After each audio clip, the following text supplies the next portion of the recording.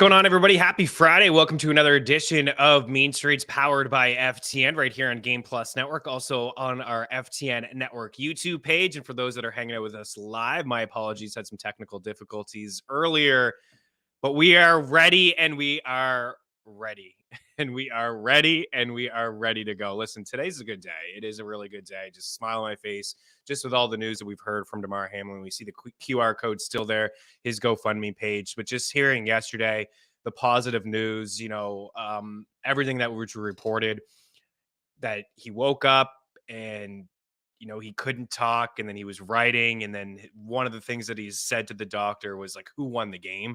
It's just so touching in so many different ways. Honestly, I choked up hearing that.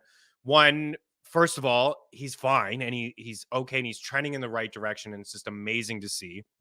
Two, like, that he's there, you know what I mean? Like, for him to ask the question, like, who won the game? Like, he's in good spirits, he's in good shape.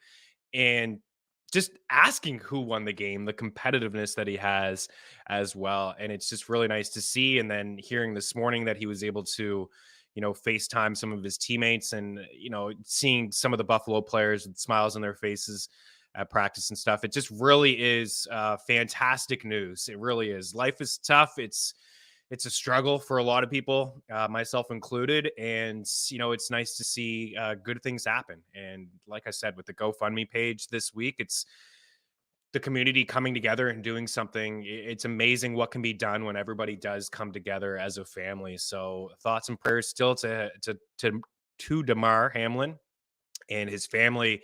And hopefully we see him up and talking again here pretty soon. So good stuff. And that's why it is a good day here today. We are going to talk week 18.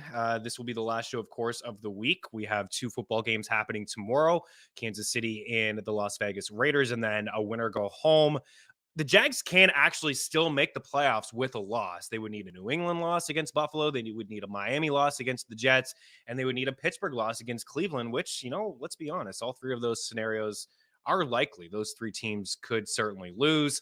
We'll dive in one final time into the spreads. I got some picks against the spreads. I got a teaser, of course, a parlay, some totals. No NFL props. I have a couple that I have my eye on. I want you guys to come and hang out with us a little bit later on today on our FTN Network YouTube page at 5 Eastern, the NFL betting show brought to you by FTN, Tom Hannafin, myself, and Taylor Mathis. We are going to roll through the schedule and share a few of our favorite props and picks.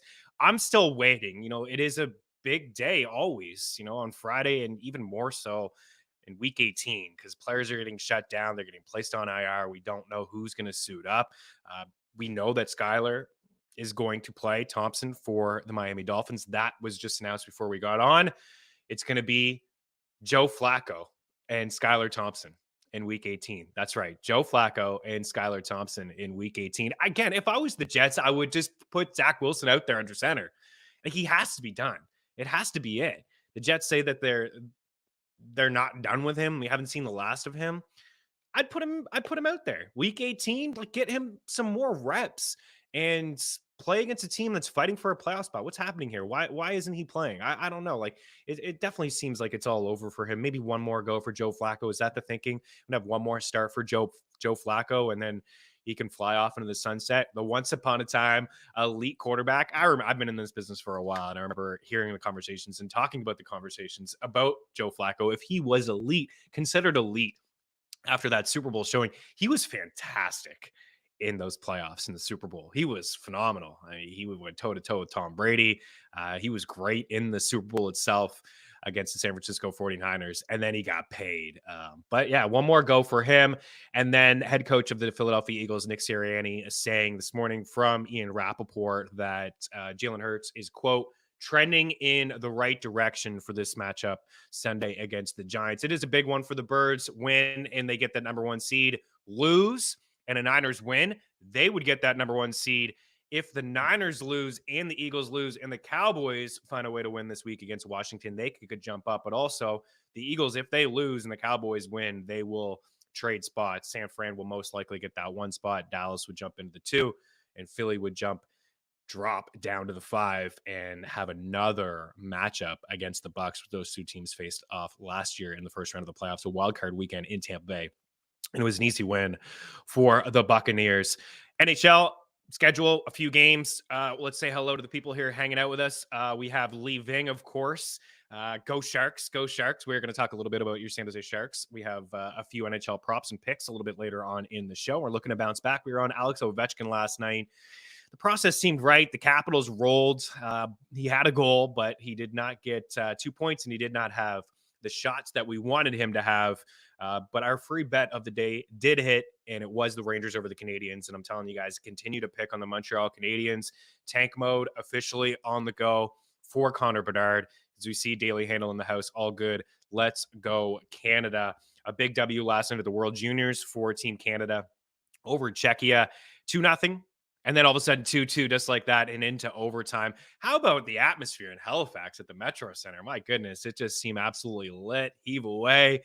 The music, the tunes. It was a great atmosphere every single night, and Team Canada got it done. And Connor Bedard, I mean, the guy is just a freak. He's going to go first overall, and this time next year, we're going to be talking about Connor Bedard shot props. We'll see what team he does land.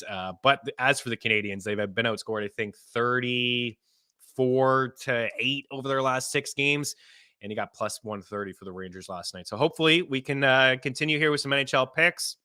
We got Kyle Woods in the house. Hey, just wanted to pop in and say thanks for all your work this season. Really appreciate all your insight and feedback. It's really nice of you, Kyle. We do appreciate all the support from all of you guys here on this show. And hopefully you guys had some success this season. And hopefully we can continue to have some success on this show, whether it's through, NHL and NBA betting or MLB draft season and into NFL playoff time as well. We are going to dive into the Jags and Titans, the Packers and the Lions. I still don't think it's fair that the Lions are not playing at the same time as the Seahawks. It is not fair to me. These two teams should be playing at the exact same time. That's what the NFL has said numerous times, that they want everybody on the same playing field. It's just not fair. I don't like it. You could have had Green Bay and Detroit tomorrow afternoon, and then have Seattle play Sunday, and whoever wins, if Seattle won that game, then they would get into the playoffs. Maybe that game potentially could be meaningless as well. But the fact that both of these teams are playing each other, Detroit and Green Bay, it just doesn't seem fair to me. And if you think the Packers are going to win that game and they're going to win it by 4.5, which is the current spread, I would jump on it now, because if Seattle wins the game on Saturday or Sunday morning, early afternoon, then that spread's going to change.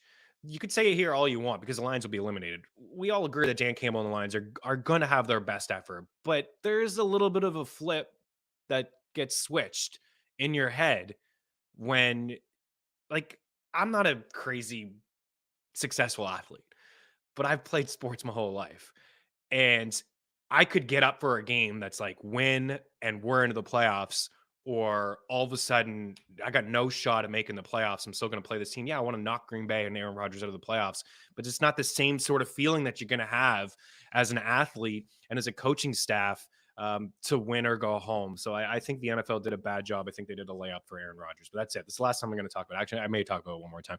We have fantasy football MVPs I wanted to share with you guys as well. Maybe revisit way too early rankings and take a look at where everybody finished. We dove into it a little bit yesterday.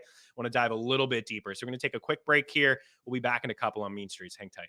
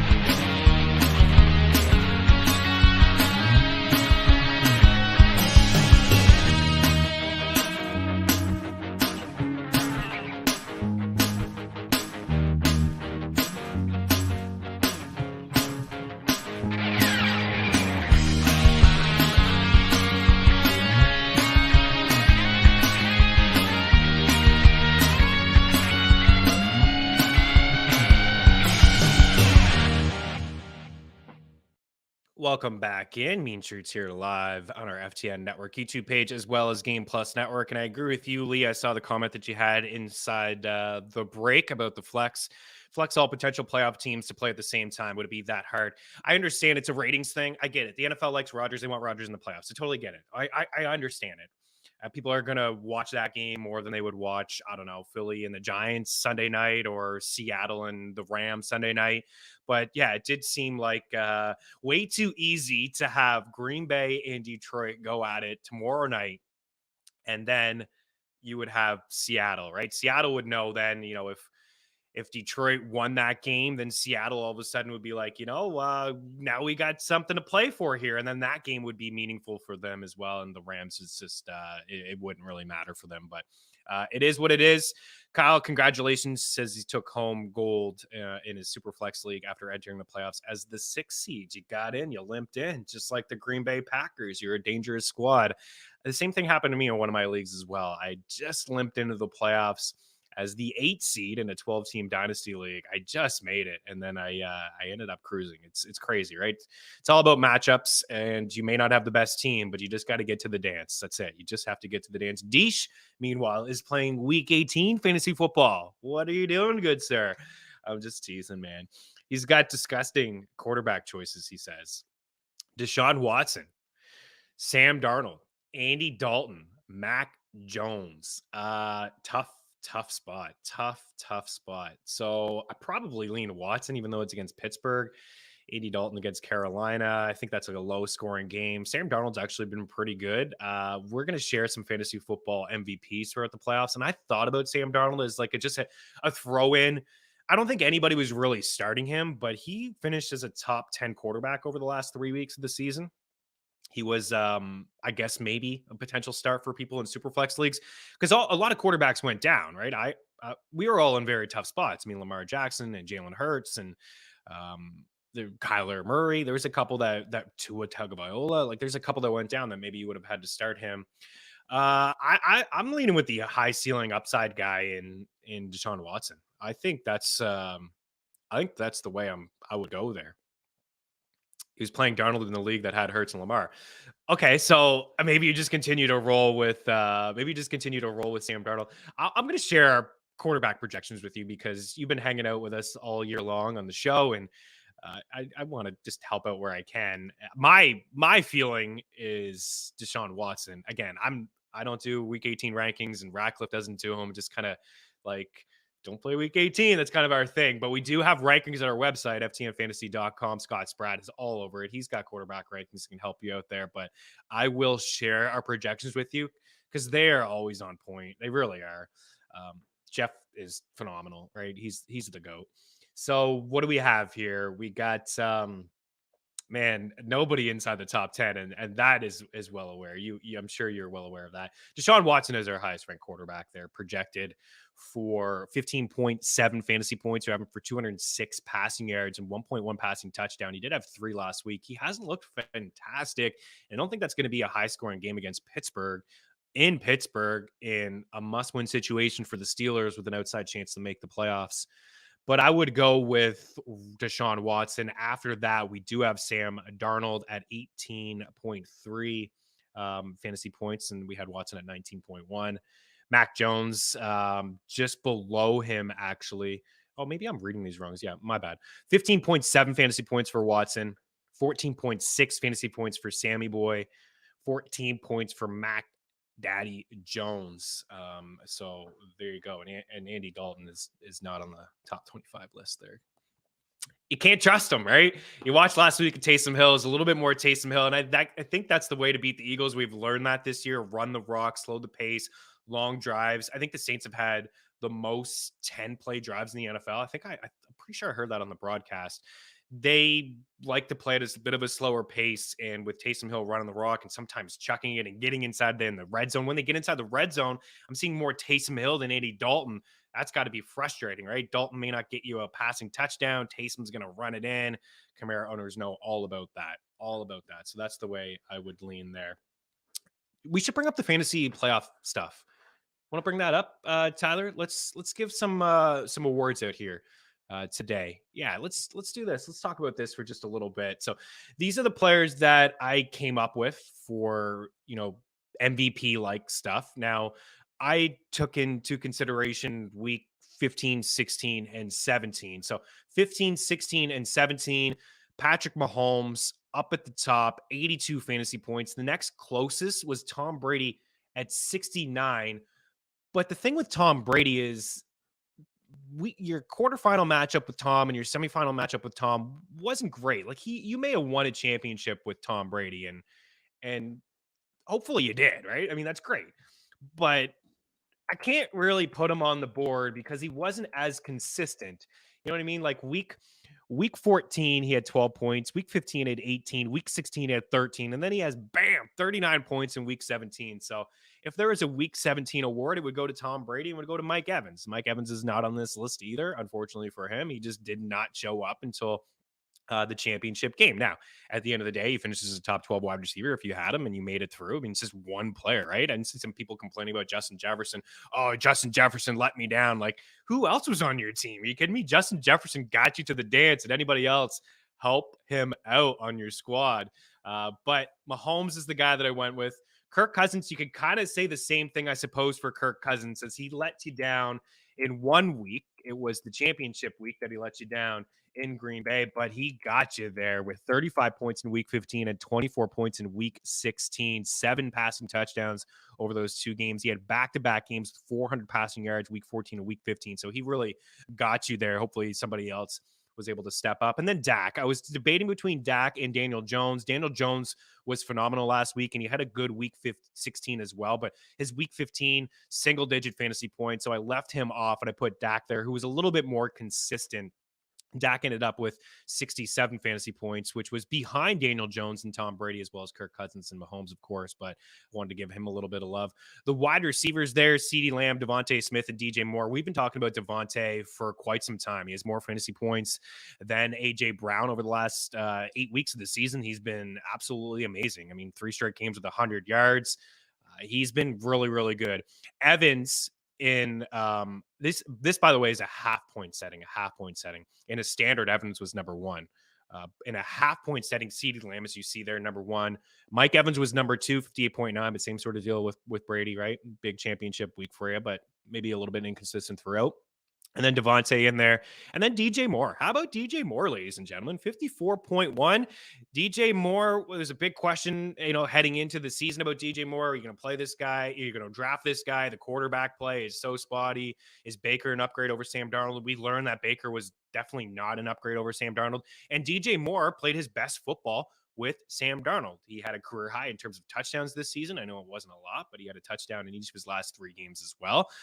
Let's get this guy a quarterback, because he's a really, really good wide receiver. And I understand that if you drafted DJ Moore, maybe you didn't make it to the dance. He ends up finishing as a wide receiver 18, but ultimately, he kind of returned value. It just, you had to roll through some of the lows and few highs until the end of the season.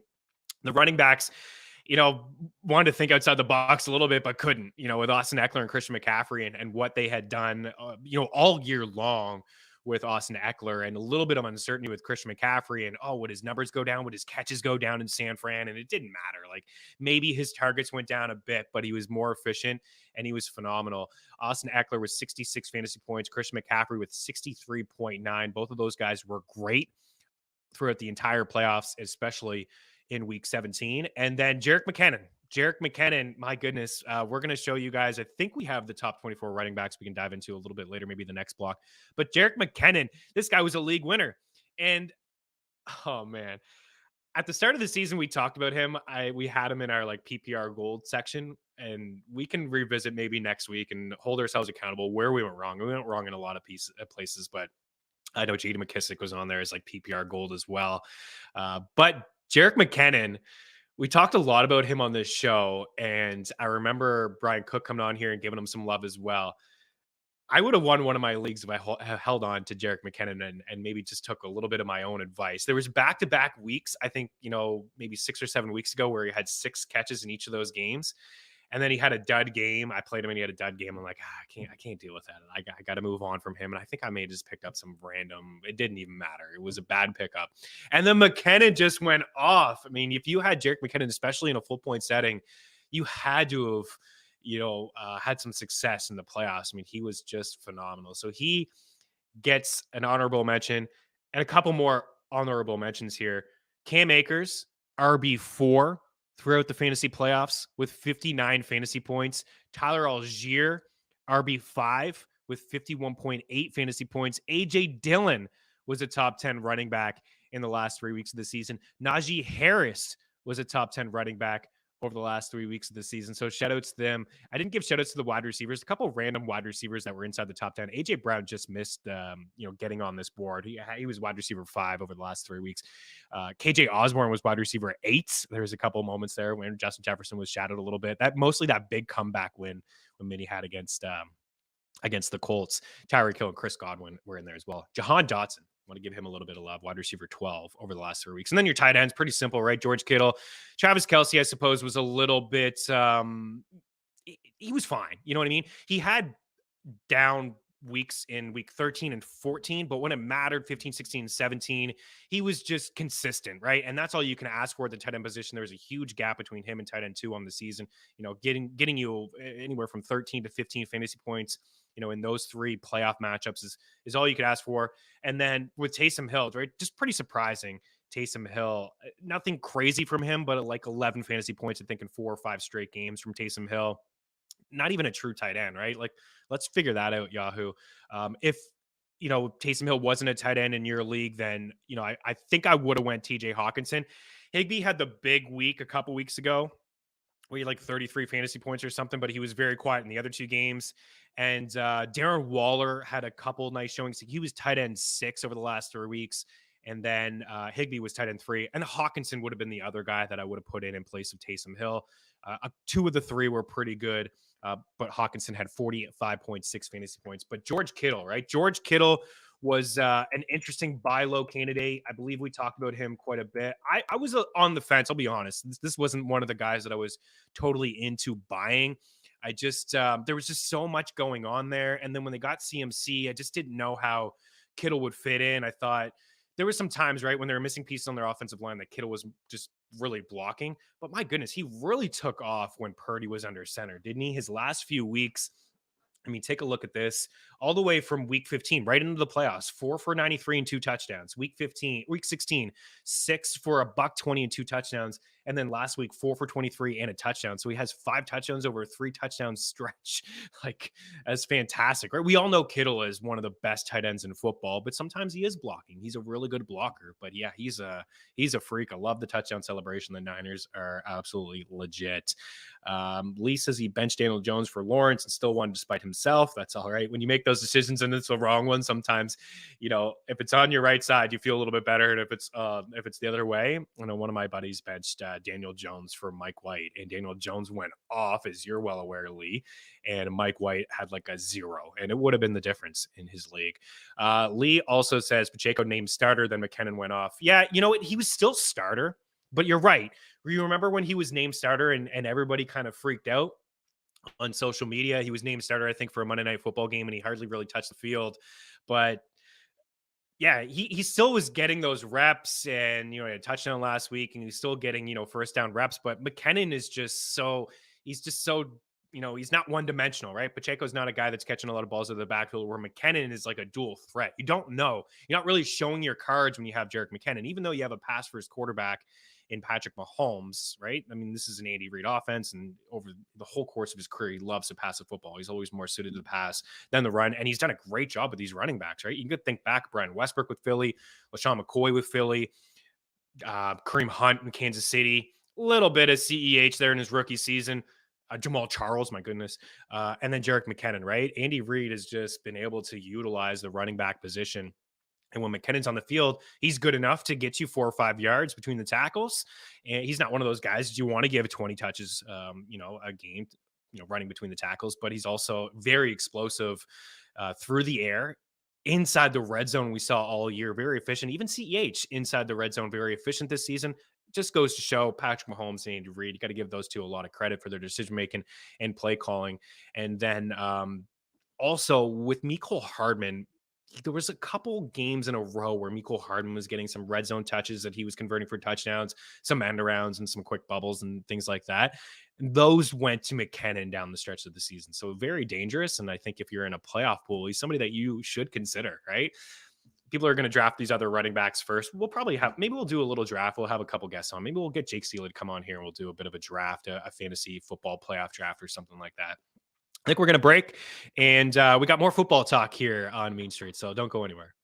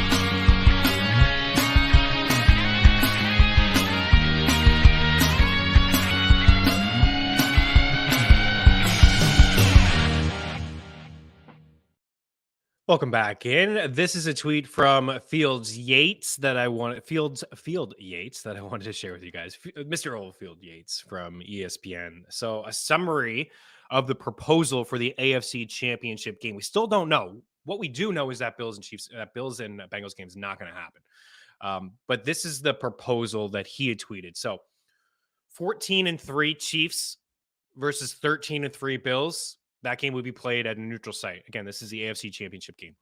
If it's 13-4 Chiefs, they lose tomorrow, versus 12-4 Bills, they lose on Sunday, neutral site. If it's 13-4 Chiefs versus 12-4 Bengals, neutral site. Week 18 has no bearing on a possible Bills and Bengals championship game. That would be in Buffalo. So all of that seems fine and fair, but I think the Bengals are kind of getting the short end of the stick just a little bit, right? Just a touch. No, they're going to get the division. It feels like they're going to get the division there with winning percentage. They're going to get the division, even if the Ravens win, which I don't think they're going to win this week. It sounds like that. I can't confirm, but it does sound like the Bengals will get the division. But if the Bengals and the Bills play each other, why wouldn't that be a neutral site? I don't know. Again, don't want to be too insensitive, of course. All the thoughts on this show, all the love and the support and the compassion has been towards Damar Hamlin and everything. And we're happy to see him, turn the corner here. It's amazing to see. It's incredible news. I was super touched by everything yesterday. And just the look on the Bills' faces, just, oh my goodness, like able to talk to their teammate and their brother is really nice to see. And I don't want to say the Bengals were going to win that game. They were winning that game. They're at home. I just feel like that, if those two teams meet up, that should be a neutral site as well. Anyways, it does sound, for me, and I'm looking ahead. Let's bring up the AFC playoff picture, Tyler. I'm just looking ahead here, kind of like a little bit of speculation, but I feel like what we will see, the Ravens lose to the Bengals. The Chargers once they see that, they're going to rest their guys. They won't be able to move. They're going to be locked into a 5. That's why we've seen the line movement. Earlier in the week, we saw the Chargers were favored by a couple, and now the Broncos are favored by 3. So Vegas is all over it. Chargers, Staley's already talked about how he's going to rest his guys. They're going to rest their guys. So I'm looking ahead. I say the Chargers beat the Jags or the Titans, whoever it is that wins that game tomorrow night. I think the Bengals will beat the Ravens, whether Lamar comes back or not. I just think the Bengals are better. I think the Pats will beat whoever they play in, the Bills. Like the Bills will beat whoever they play, either the Pats, the Jets, the Dolphins, the Steelers. Bills are gonna win that game. And then we would have KC and the Chargers. That would be a really good matchup, 1-5. And then we would have the game that everybody wanted to see, the Bills and the Bengals. And that game would be played in Buffalo. So it could be a potential nice Final Four here. And I know I'm counting out some teams, but that's kind of the way that I view things. Things are a little bit trickier in the NFC as we switch over to the playoff picture there. There's really not a whole lot to talk about. Everybody is clinched here besides Seattle. The Giants are locked in. Tampa's locked in. It does seem, honestly, like the Eagles, the Niners, and the Cowboys will be into those spots as well. And as I mentioned earlier, it's just going to be about Seattle playing the Rams earlier in the day. If they win, the Lions are out. And then if Green Bay wins, they're in. If they lose, then the Seahawks are the team that's in the playoffs. And if I'm looking forward and trying to predict things here, it's a little bit tougher for me. It's a little bit tougher. I can't count out the Giants against the Vikings. We just saw these two teams play each other a couple weeks ago. It was very, very tight. I think we all have a lot of concerns about the Vikings. Look, negative point differential. There's a couple teams here that could have negative point differentials if they make the playoffs, but one we know for sure, I think, is the Vikings. Although they should win this week, as it sounds like Justin Fields is out. He's not going to play, and the Bears haven't been moving the ball on offense really at all. It's just been Fields doing what he can with his legs, so I can't imagine they're going to do too much on offense. And even the Vikings resting some guys, I'd say they still find a way to win the game. So a little bit tougher to call, but we'll dive into that when it's all said and done on Monday. So let's take a look at the schedule, though, the rest of the schedule, Tyler. And just one more time that we'll do this. For those that are listening on iTunes and Spotify, I'll roll through some of the games you're watching on Game Plus. You see it there here on our FTN Network YouTube page. You see as well the highlights there in green, just meaningful games, right? So I'll just kind of roll through this quickly and, a little bit of a tidbit here and there for those that are playing Week 18, but a lot on the line for Kansas City, right? They want this win. On the other side, Stidham was really good. DeVonta Adams had a lot of targets. I think that's going to be a competitive game. I think it's going to be high scoring. It's a total of 52, and I would lean with the over, and actually have a lean to the Raiders covering that game. It's a lot of points. I think that Mahomes, he's always had his way with the Raiders. I mean, he owns this division, of course, but I do believe he's going to probably be able to get his team to the 30-point mark. And I think the Raiders can get to like 24, at least 3 touchdowns or so. I think Josh Jacobs is going to play as well. He's been questionable all year, but he is leading the NFL in rushing yards, and I'm sure he wants that title as he heads into unrestricted free agency. Titans and Jags, right? A big game. I like the Jacksonville Jaguars to win this football game, but I think it's going to be closer. I think that I would take the Titans to cover. I like the under. They're going to get some guys back that have been hurt and rested here. They rested last week. I think that the Jags are going to find a way to win this football game, but it's going to be a grind. It really will. They're going to lean on Derrick Henry, of course. His rushing yard props at 89.5, his receiving yard props at 14.5. I take the over on both of those.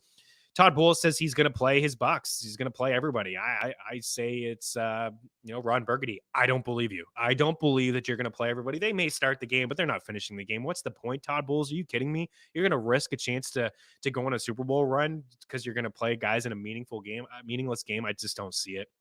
I have a hard time leaning with the Falcons here in this spot, with Ritter and company as 4-point favorites, but Kyle Trask is going to be active and he's going to get in there and he's going to toss a football around.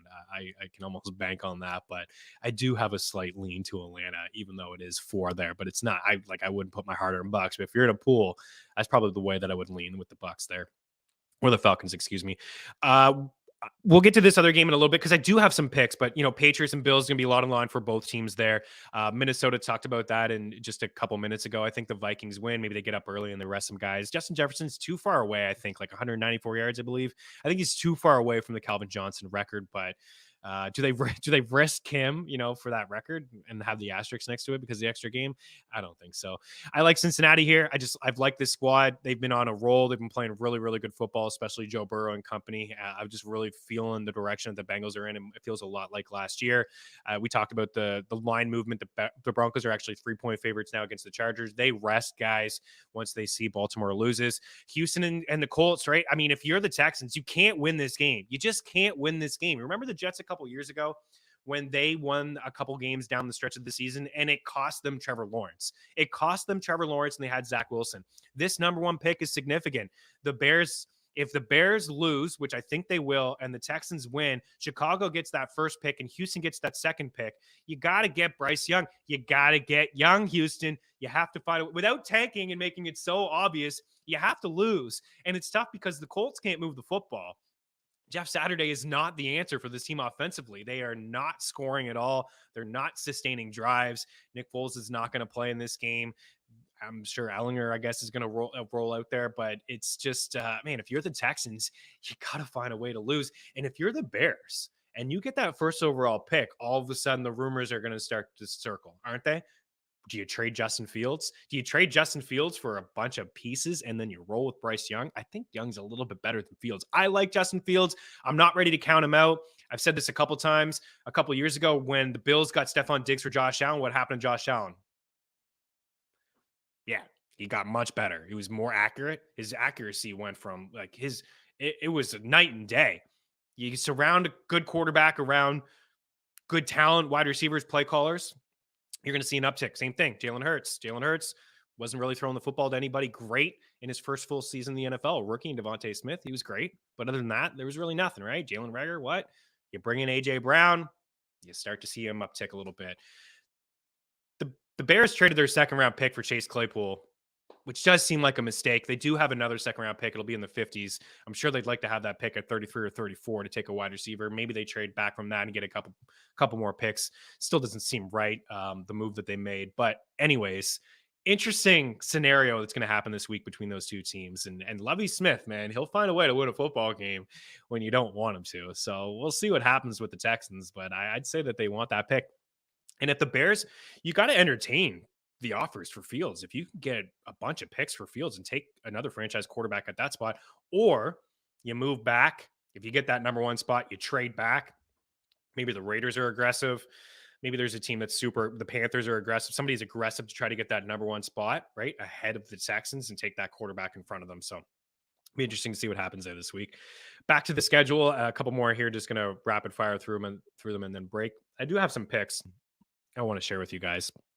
Carolina. Oh yeah. So Miami this has gone back and forth. I can't keep up with the way it's gone. It was Miami who was favored. The Jets were favored. And now the Dolphins are actually favored by 2. I like Miami to win the game. I just feel like I'll get into that one in the next block.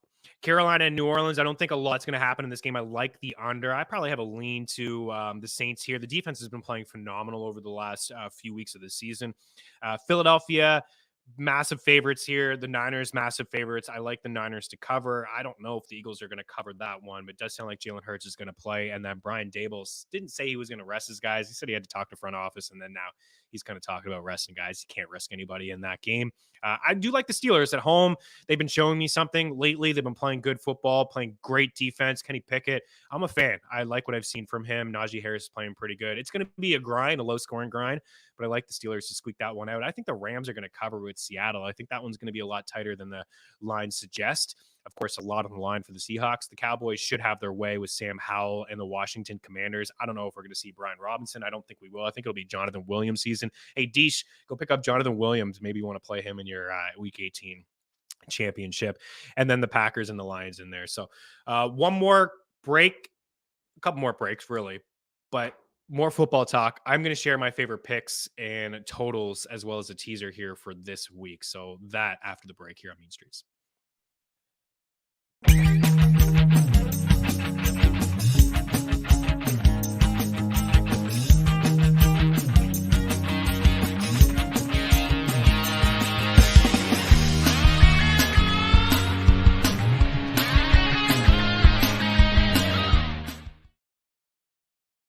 At DraftKings Sportsbook, you can bet on nearly any sport imaginable. The NFL, the NBA, college football, college basketball, golf, the NHL, tennis, Major League Baseball, MMA, and more. Download the DK Sportsbook app on iOS and Android operating systems, as well as on your desktops or in mobile browsers. Get the best bonuses using promo code FTN. Remember, the only way to gamble responsibly is to win.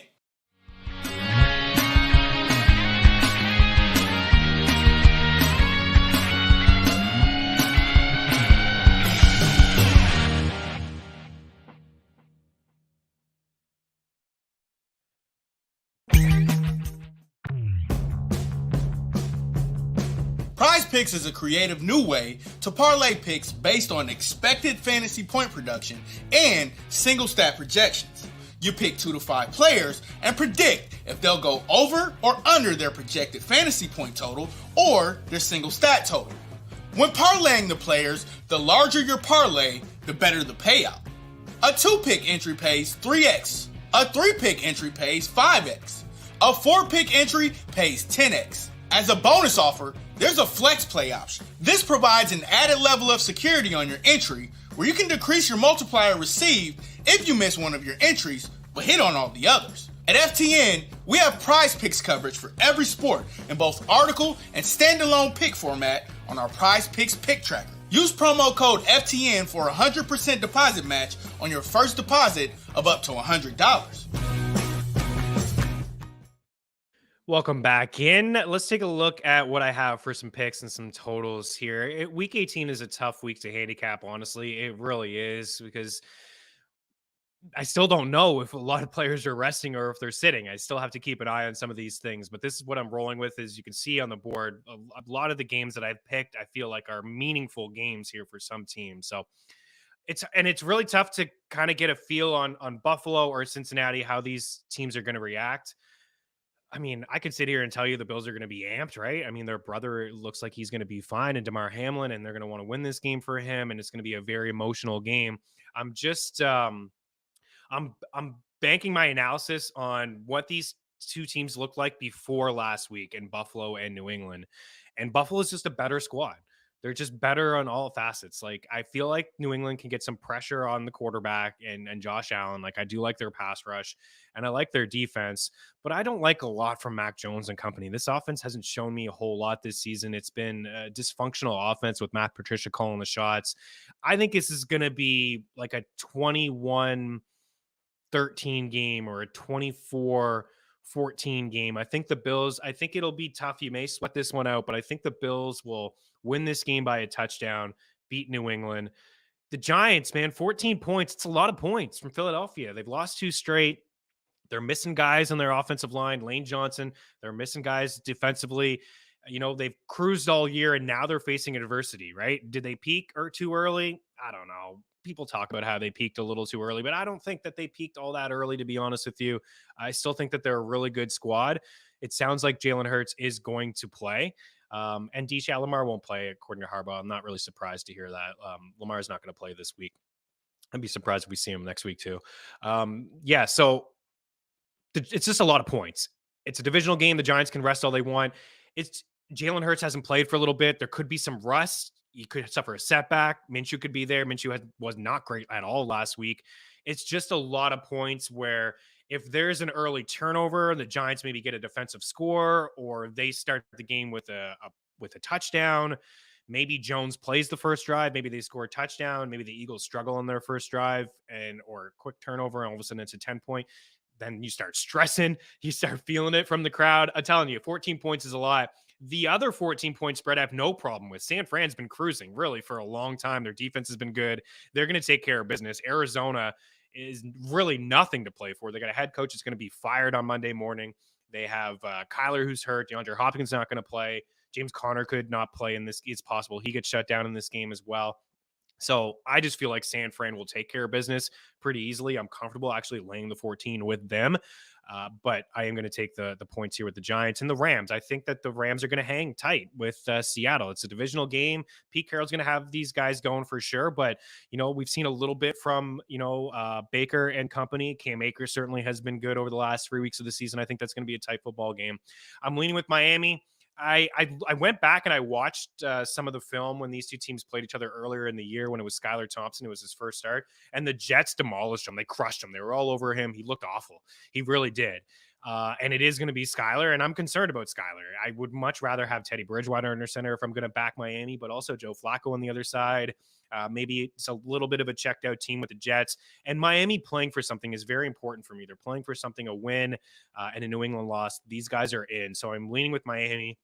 I'm leaning here with Denver. I'd rather take Denver on the money line than the 3 points. I think the Chargers are going to rest. I saw a lot from Denver last week with no Nathaniel Hackett. It didn't surprise me. It a rejuvenated squad, a little bit too late, but they still have a lot of good players on their team, and I think that they'll win this game at home. And then Pittsburgh. I like the Steelers as well to take care of business at home with a lot on the line for them. I love the way that their defense is played, and I mentioned the under. I don't think a lot of points will be scored in that game. Low scoring. And a lot of scoring between Kansas City and Las Vegas, and not a whole lot there between Carolina and New Orleans. And that is a 6-leg teaser. That is a 6-leg teaser, Daily Handle with eyes at PTP. He says it's a 7-point teaser. What could go wrong? Which team is going to mess this one up for me, guys?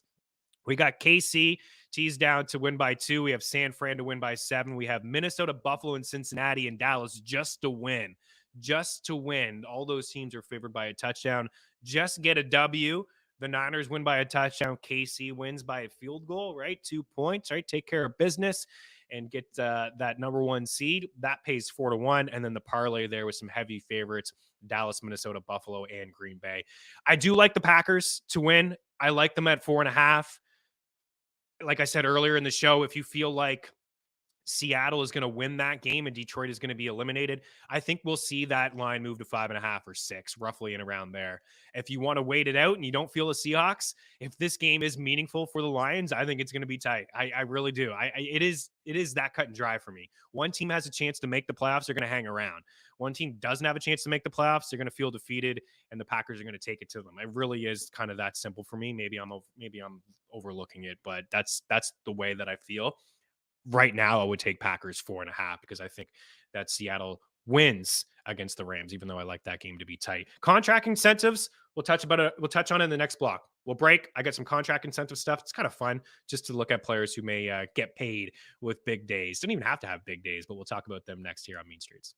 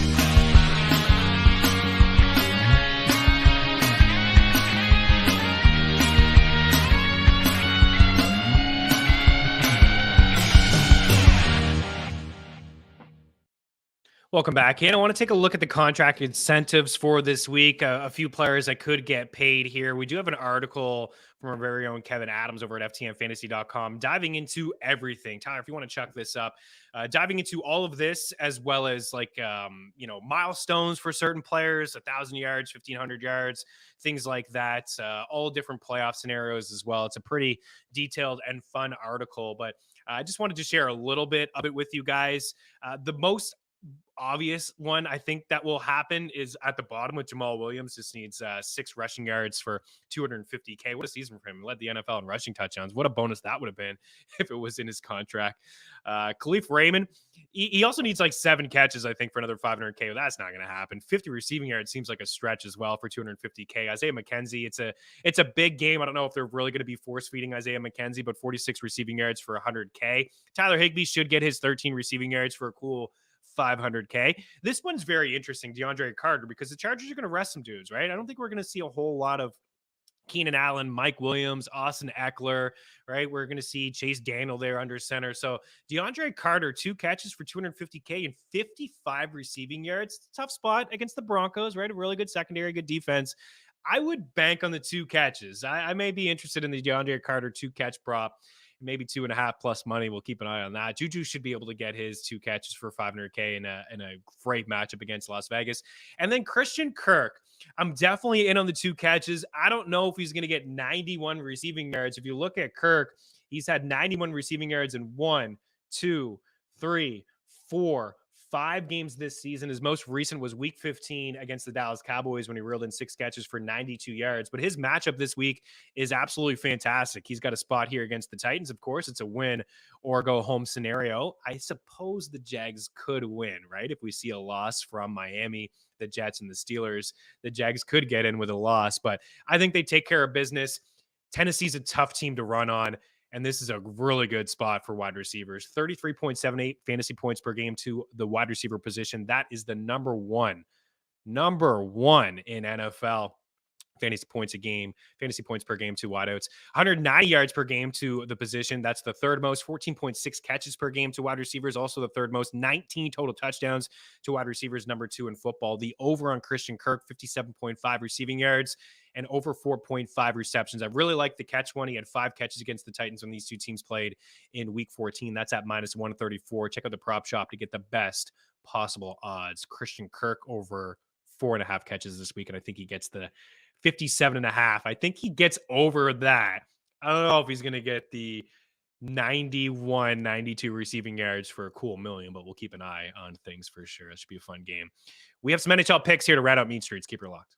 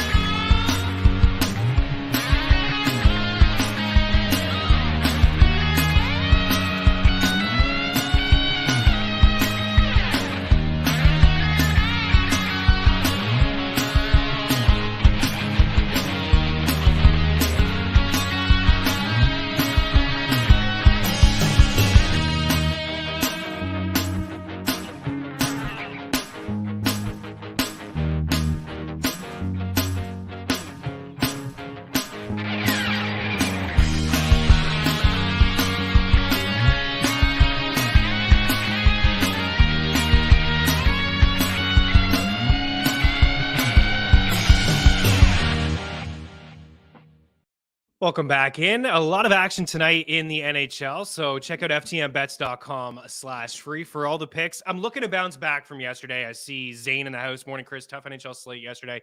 Honestly, we had a decent day. We still, were right around 22 units, which is what we were at yesterday. But all the picks that I gave on this show yesterday, I think were awful.